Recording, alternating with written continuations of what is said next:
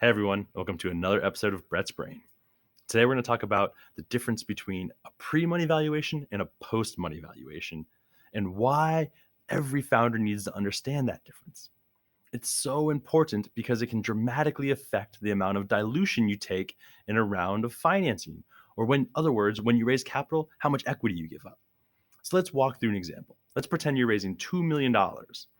And let's say somebody comes to you and says, hey, I'm going to give you a $10 million valuation.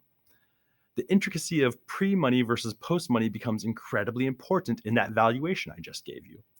When you're calculating how much dilution you're going to take, it always comes off of a post-money valuation.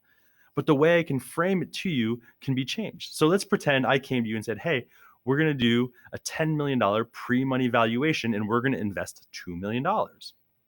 What that means is it's 10 million pre-money plus the $2 million of investment, which equals $12 million.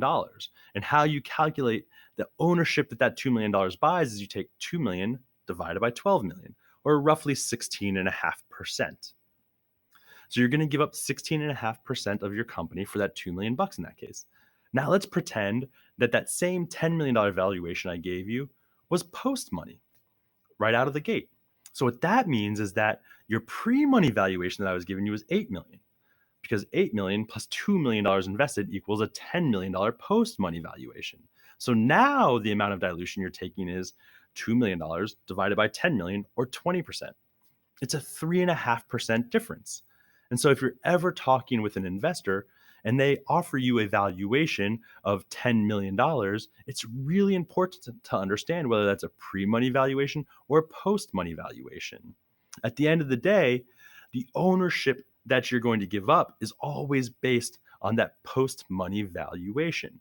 And so if they give it to you in pre, do the calculation yourself to understand what that ownership percentage is. If they give it to you in post, do the calculation to understand what percentage you're giving up.